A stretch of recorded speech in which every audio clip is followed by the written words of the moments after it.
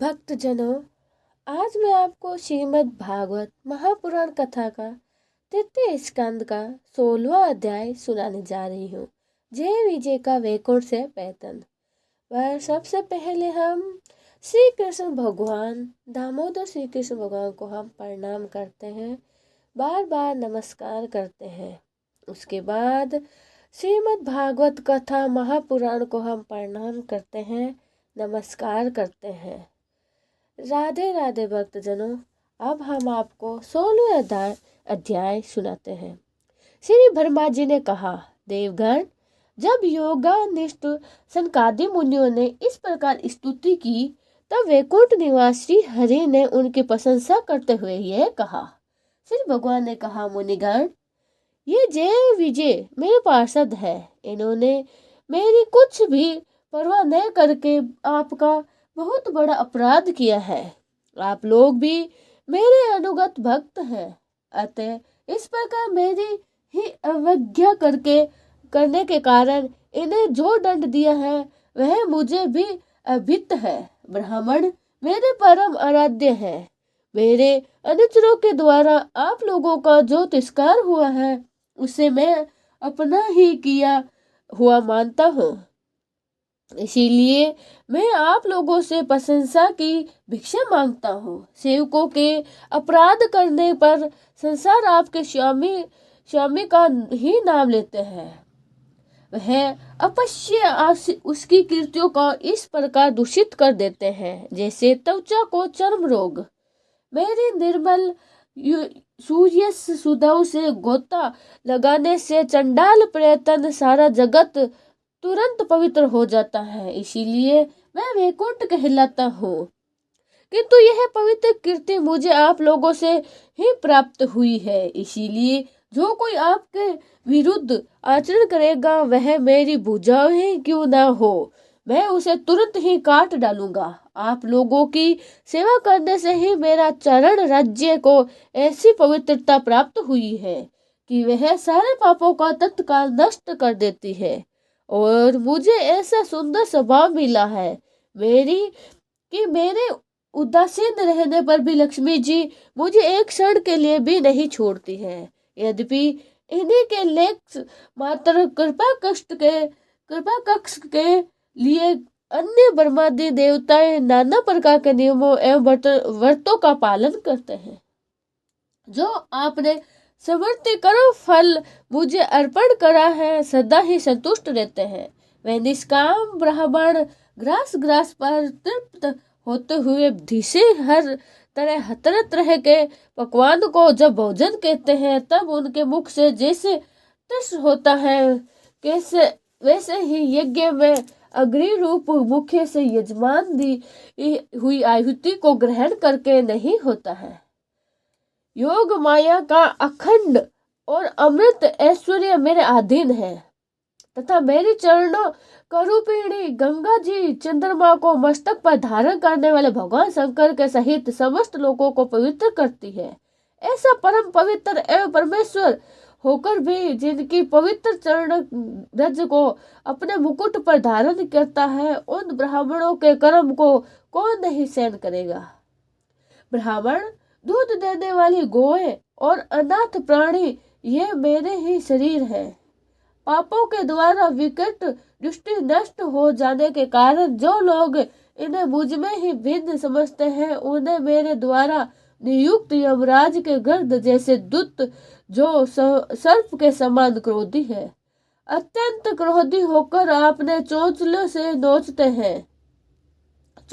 नोचते हैं। ब्राह्मण तिरस्कार पूर्वक कटु भाषण भी कहते हैं, तो भी जो उसमें मेरी भावना करके प्रसन्नचित्त से तथा अमृत भरी मुस्कान से युक्त मुख कमल के उसका आदर करते हैं, तथा जैसे रूठी हुई पिता को पुत्र और आप लोगों को मैं मानता हूँ, उसी प्रकार जो प्रेम पूर्वक वचनों से प्रार्थना करते हुए उन्हें शांत करते हैं, वह मुझे अपने वश में कर लेते हैं।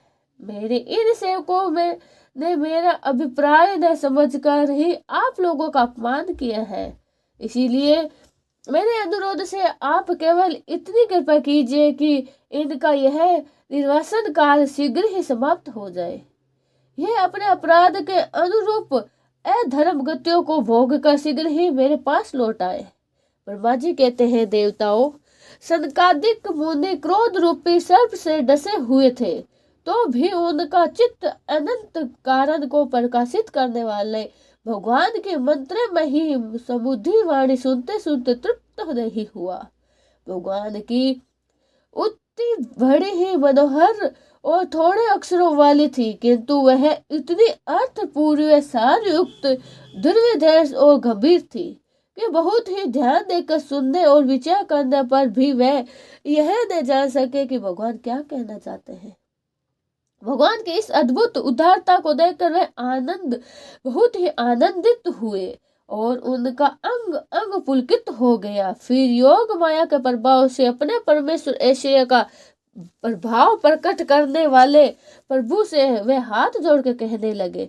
मुनियों ने कहा, शिव प्रकाश भगवान, आप सर्वेश्वर होकर भी जो यह कह रहे हैं कि यह आपसे मुझ पर बड़ा अनुग्रह है, जो इससे आपका क्या अभिप्राय है, हम नहीं जान सके हैं।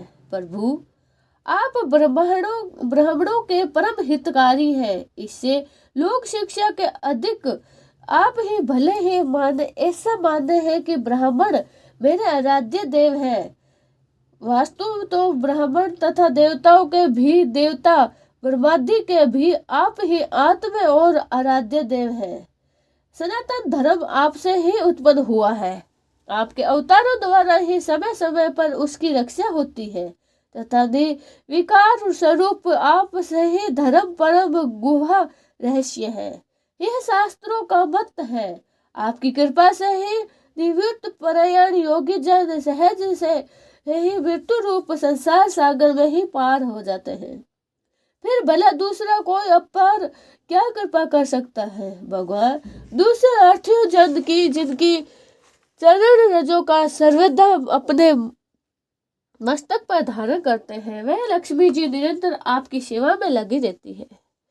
जो ऐसा जान पड़ता है कि भाग्यवान भक्त जन आपके चरणों पर भी जो नित्य तुलसी की माला अर्पण करते हैं, उन पर गुजार करते हैं, भोरों के समान वह भी आपसे पादों को भी अपना निवास स्थान बनानी चाहती है। किंतु अपने पवित्र चरित्रों और निरंतर सेवा में तत्पर कर रहने वाली उन लक्ष्मी जी का भी आप विशेष आदर नहीं करते हैं। आप अपने भक्तों से ही विशेष प्रेम करते हैं। आप स्वयं ही संपूर्ण भजनीय गुणों के आश्रय है। क्या जहाँ तहाँ विचरण हुए ब्राह्मणों के चरणों में लगने से पवित्र हुई मार्ग की धूलि भी श्री वत्सल चिन्ह है आपको पवित्र कर सकता है। क्या इससे आपकी शोभा बढ़ सकती है। भगवान, आप साक्षात धर्म स्वरूप है। आप सत्य आदि तीनों युगों में प्रत्येक रूप में विद्वान रहते हैं तथा ब्राह्मण और देवताओं के लिए तप, सोच और दया अपने इन तीन चरणों से ही इस चराचर जगत की रक्षा करते हैं। अब आप अपने शुद्ध सत्व में ही वरदायनी मूर्ति से ही हमारे धर्म विरोधी रजोगुण तमोगुण को दूर कर दीजिए। देव, यह ब्राह्मण कुल आपके द्वारा अवश्य ही रक्षणीय है। यदि साक्षात धर्म रूप होकर भी आप शुभ दूरवाणी और पूजन आदि द्वारा इस उत्तम कुल की रक्षा न करें तो आपका निश्चित किया हुआ कल्याण में भी नष्ट हो जाए, क्योंकि लोग तो श्रेष्ठ पुरुषों को भी आचरणों को ही परिणाम रूप से ग्रहण करते हैं। प्रभु, आप सत्व गुण की खान हैं और सभी जीवों का कल्याण करने के लिए ही उत्सुक हैं। इसी से आप अपनी शक्ति रूप राजा आदि के द्वारा धर्म के शत्रुओं का संहार करते हैं, क्योंकि वेद मार्ग का उच्छेद आपको अभिनिष्ट नहीं है। आप तिलों के नाथ और जगतपति पालक होकर भी ब्राह्मणों के प्रति इतने नरम रहते हैं जिससे आपके तेज की कोई हानि नहीं होती है। यह तो आपकी लीला मात्र है। सर्वेसर, इन द्वारपालों को ही आप जैसे उचित समझने वाले वैसे ही दंड दे, अथवा पुरस्कार रूप में इनकी वृत्ति बढ़ा दे। हम निष्पक्ष भाव से ही इस प्रकार आपसे सहमत है, अथवा हमने आपके इन निरपराध अनुसरों को श्राप दिया है, जिसके लिए हम ही को उचित दंड दे, हमें वह भी सहज स्वीकार है। श्री भगवान ने कहा, मुनिगण, आपने इन्हें जो श्राप दिया है सच जानिए, वह मेरी ही प्रेरणा से हुआ है। अब ये शीघ्र ही दैत्य योनि को प्राप्त होंगे और वहां क्रोधवश से बढ़ी हुई एकाग्रता के कारण सिद्धि से योग संपन्न होकर फिर जल्दी ही मेरे पास लौट आएंगे।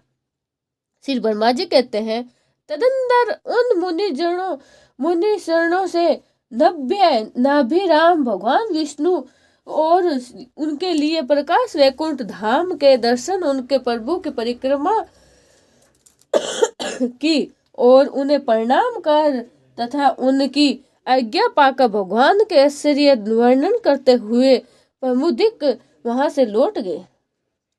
फिर भगवान ने अपने अनुचरों से कहा, जाओ, मन में किसी प्रकार का भय मत करो, तुम्हारा कल्याण होगा। मैं सब कुछ करने में समर्थ होकर भी ब्रह्मा तेज को मिटाना नहीं चाहता, ऐसा ही मुझे अभिमत भी है। एक बार जब भी मैं योगानिंद्रिय स्थित हो गया था, तब तुमने द्वार में प्रवेश करती हुई लक्ष्मी जी को रोका था। उस समय उन्होंने क्रुद्ध होकर पहले ही तुम्हें यह श्राप दे दिया था। अब अत्यंत योनियों में मेरे प्रति क्रोध कार वर्तित रहने से तुम्हारा जो एकाग्रत होगा, उसी से तुम इस विपरीत तिरस्कार जनित पाप से मुक्त हो जाओगे और फिर थोड़े ही समय में मेरे पास लौट आओगे। द्वारपालों को इस प्रकार आज्ञा दे भगवान ने विमान की श्रेणियों से सुशोभित अपने सर्वाधिक श्री संपन्न धाम में प्रवेश किया। वह देव श्रेष्ठ जय विजय तो ब्रह्म श्राप के कारण उस उल्लंघनीय भगवत धाम से ही श्रीहीन हो गए तथा उनका सारा गर्व गलित हो गया। पुत्रों, फिर जब वे वैकुंठ लोक से गिरने लगे, तब वहां श्रेष्ठ विमानों पर बैठे हुए वैकुंठवासी में महान हाहाकार मच गया। इस समय दिति के गर्भ में स्थित जो कौस्तुभ जी का उग्र तेज है, उनमें भगवान के उन पार्षद प्रवेश किया। उन दोनों असुरों के तेज से ही तुम सबका तेज फीका पड़ गया है। इस समय भगवान ऐसा ही करना चाहते हैं, जो आदि पुरुष संसार की उत्पत्ति, स्थिति और लय के कारण जिनकी योग माया को बड़े बड़े योगी जन भी बड़ी कठिनता से ही पार कर पाते हैं। वह सत्यवादी तीनों गुणों के नियंत्रित श्री हरि ही हमारा कल्याण करेंगे। अब इस विषय से हमारे विशेष विचार करने से क्या लाभ हो सकता है? हरि शरणम हरि शरणम हरि शरणम हरि। 17वां अध्याय, हिरण्यकश्यप और हिरण्याक्ष का जन्म तथा हिरण्याक्ष का दिग्विजय। श्री मैथिली जी कहते हैं, विदुर जी, ब्रह्मा जी के कहने से अंधकार का कारण जानकर देवताओं की शंका निवृत्त हो गई और फिर वे सब स्वर्ग लोक को लौट गए आए। इधर दिति को अपने पति देव के कथा अनुसार पुत्रों की ओर से उपद्रव की आशंका बनी रहती थी। इसीलिए जब पूरे 100 वर्ष बीत गए, तब उस साध्वी ने 2 यमज जुड़े हुए पुत्र उत्पन्न किए। उनके जन्म लेते ही समय स्वर्ग, पृथ्वी और अंतरिक्ष में अनेकों को उत्पात होने लगे, जिनसे लोग अत्यंत भयभीत हो गए। जहां तहां पृथ्वी और पवित्र पर्वत कांपने लगे, सब दिशाओं में दहाएं होने लगी, जगह जगह उल्कापात होने लगा, बिजलियां गिरने लगी और आकाश में अनिष्ट सूचक धूमकेतु दिखाई देने लगे। बार बार साए करती हुई बड़े बड़े वृक्ष उखड़ित हुए, बड़ी विकट और असह्य वायु चलने लगी। उस समय आंधी उनकी सेना और उड़ती हुई धूल ध्वजा के समान जान पड़ती थी। बिजली जोर जोर से चमकने मानो खिलखिलाने रही थी। घटाओं ने ऐसा संघन रूप धारण किया कि सूर्य, चंद्रमा आदि ग्रहों के लुप्त हो जाने से आकाश में गहरा अंधेरा छा गया। उस समय कहीं कुछ भी दिखाई नहीं देता था। समुद्र दुखी मनुष्य की भांति कोलाहल करने लगा। उसमें ऊंची ऊंची तरंगें उठने लगी और उनके भीतर रहने वाले जीवों में बड़ी ही हलचल मच गई। नदियों तथा अन्य जलाशयों में बड़ी खलबली मच गई और उनके कमल सूख गए। सूर्य और चंद्रमा बार बार गरजने लगे और उनके चारों ओर अमंगल सूचक मंडल बैठने लगे। बिना बादलों के ही गरजने का शब्द होने लगा। तब गुफाओं में रथ की घरघराहट का सा शब्द निकलने लगा। गांवों में गीदड़ और उल्लुओं को भयंकर शब्द के साथ ही सिंहारियों का मुख से दहकती हुई आग उगलकर बड़ा ही अमंगल शंका करने लगी। जहां तहां कुत्ते अपनी गर्दन ऊपर उठा उठा कर भी गाने और कभी रोने के समान भांति भांति के शब्द करने लगे। विदुर जी झुंड के झुंड गधे अपने कठोर खुराकों से पृथ्वी खोदने लगे और रोकने का शब्द करते मत वाले होकर इधर उधर दौड़ने लगे। पक्षी गधों के सामने डर कर रोते चिल्लाते अपने घोंसलों में उड़ने लगे। अपने सिर खोमों के बंधन हुए और वन में चरते हुए गाय बैल आदि पशु डर के मारे मलमूत्र त्यागने लगे। गोएं ऐसी डर गई कि दुल्हने पर भी उनके थनों से खून निकलने लगा। बादल पिबकी की वर्षा करने लगे। देव मूर्तियों की आंखों से आंसू बहने लगे और आंधी के बिना ही वृक्ष उखड़ने लगे, जड़ से ही निकलने लगे, गिरने लगे। शनि, राहु आदि क्रूर ग्रह प्रबल होकर चंद्र, बृहस्पति आदि सौम्य ग्रहों तथा बहुत से नक्षत्रों को लगा कर वक्र गति से चलने लगे तथा आपस में युद्ध करने लगे। ऐसे ही और भी अनेकों भयंकर उत्पात देखकर सनकादिक शिवा और सब जीव भयंकर हो गए तथा उन उत्पातों का मर्म न जानने के कारण उन्होंने यही समझा कि अब संसार में प्रलय होने वाला है। वह दोनों ही आदि दैत्य के जन्म के अतंदर शीघ्र ही अपने फौलादन के समान कठोर शरीर से बढ़कर महान पर्वतों के सदृश्य हो गए और तथा उनका पूर्ण पराक्रम भी प्रकट हो गया। वे इतने ऊंचे थे कि उनके स्वर्ग में है मुकुटों का अग्रभाग स्वर्ग को स्पर्श करता था और उनके विशाल शरीर की सारी दिशाएं आच्छादित हो जाती थी।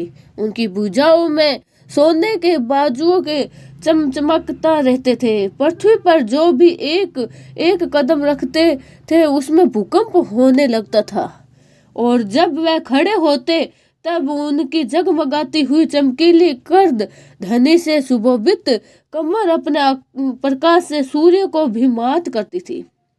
वह दोनों यमज थे। प्रजापति कश्यप जी ने उनका नामकरण किया। उनमें से जो उनके वीर्य से दिति के गर्भ में पहले स्थापित हुआ था उसका नाम हिरण्यकश्यप रखा। जो दिति के उदर से पहले निकला वह हिरण्याक्ष के नाम से विख्यात हुआ। हिरण्यकश्यप ब्रह्मा जी के वर से मृत्यु भय से मुक्त हो जाने का कारण बड़ा ही उद्यत हो गया था। उसने अपनी भुजाओं के बल से ही लोकपालों के सहित तीनों लोगों को अपने वश में कर लिया। वह अपने छोटे भाई हिरण्याक्ष को बहुत चाहता था। वह अब भी सदा अपने बड़े भाई का प्रिय कार्य करता रहता था। एक दिन वह हिरण्याक्ष हाथ में गदा लिए हुए युद्ध का अवसर ढूंढता हुआ स्वर्ग लोक में पहुंचा।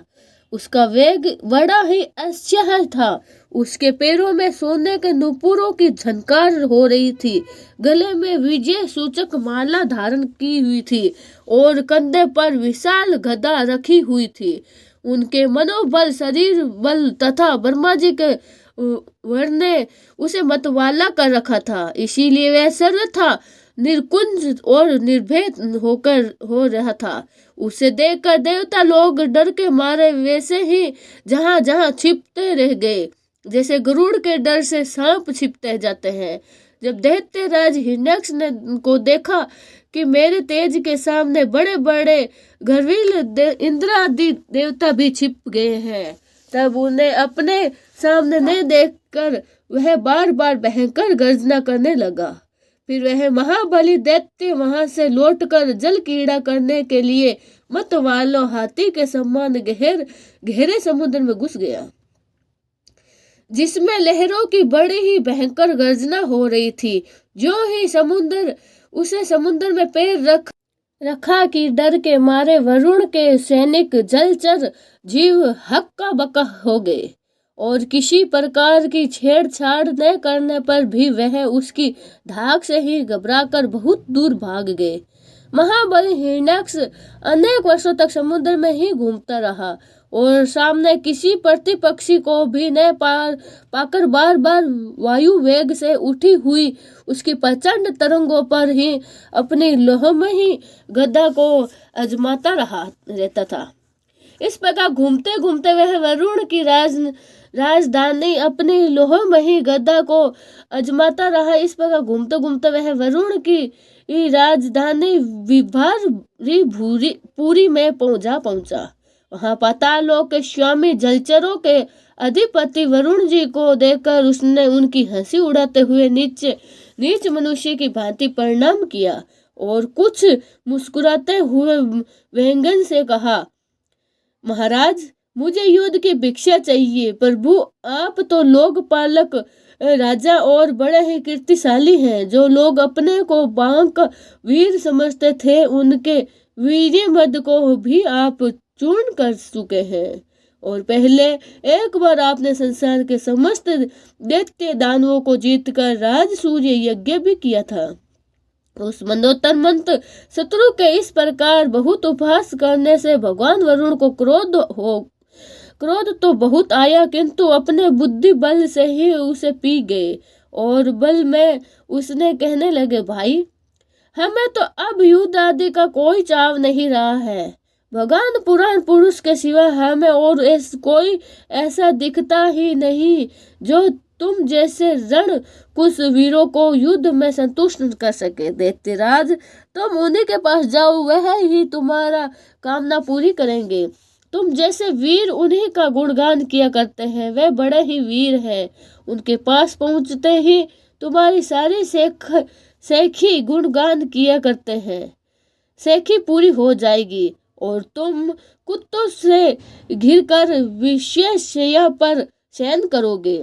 वे तुम जैसे दुष्टों को मारने और सत्पुरुषों पर कृपा करने के लिए अनेक प्रकार से रूप धारण करते हैं। बोले श्री कृष्ण भगवान की जय हो। बोले श्री नारायण भगवान की जय हो। बोले श्रीमद् भागवत पुराण की जय हो।